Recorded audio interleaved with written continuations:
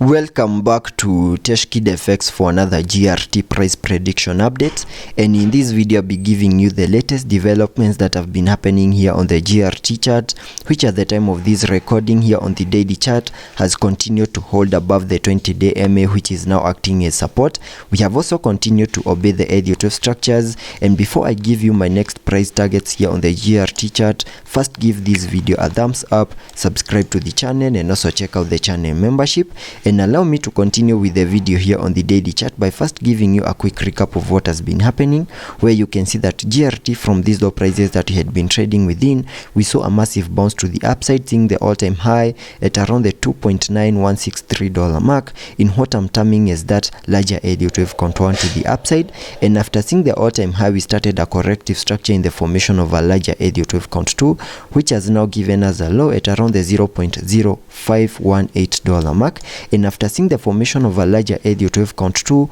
whatever we expect next is a bounce to the upside in the formation of a larger Elliott wave contour 3. And here on the daily chart, I have target areas to the upside in the formation of that wave 3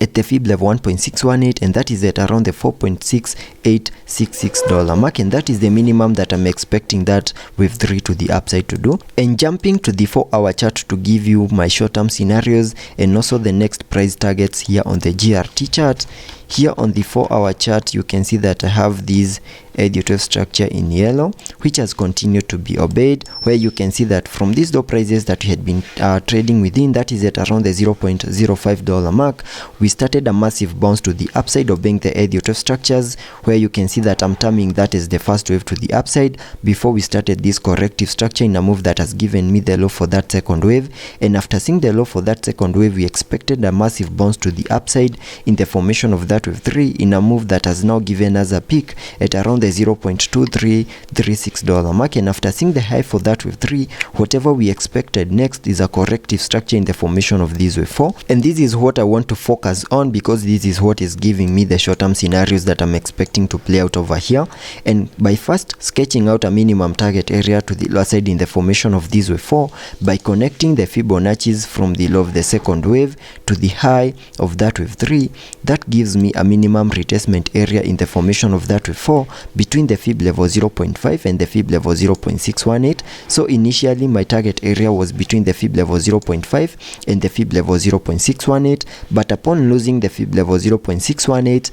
that is the fib level 0.5, I had to extend my target area back to the fib level 0.618 to accommodate any further bearish movements here on the GRT chart. And it is within this red target area that I'm expecting to see the low for this fourth wave, and the target area lies between the $0.1655 mark and the $0.1236 mark. And once you see the low for that fourth wave down here, then I'll be expecting a massive bounce to the upside in the formation of this wave 5 to the upside. And for this move to also play out, I'm expecting to see a break above the 20-day MA. Once you see a break above the 20-day MA, then I believe we will have the support that we need for us to continue pushing even higher, to also manage to break above the significant high in the formation of that wave 3. And once we manage to break above the wave 3 high, then that will be enough confirmation that whatever we are seeing is the breakout to the upper side in the formation of that wave 5, and sketching out a minimum target area to the upside in the formation of that wave 5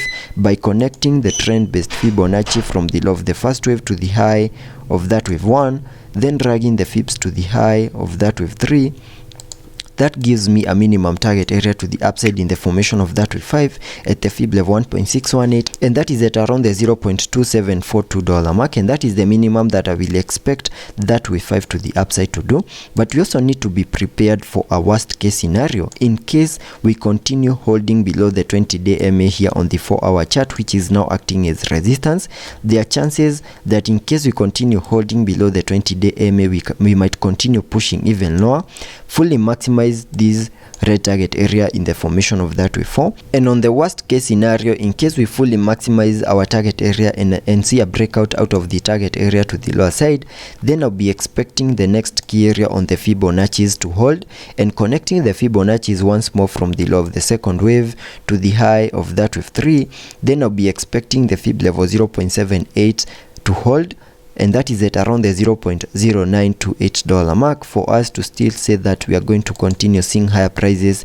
in the formation of that higher Elliott wave count 5. And we also need to hold above the wave 1 high, which I can mark over here as an invalidation point of this Elliott wave structure, and that is at around the $0.0788 mark. So that is what I'm expecting here on the short-term scenarios. And in case we continue pushing lower, watch the area at around the $0.1257 mark, which is the lower side of this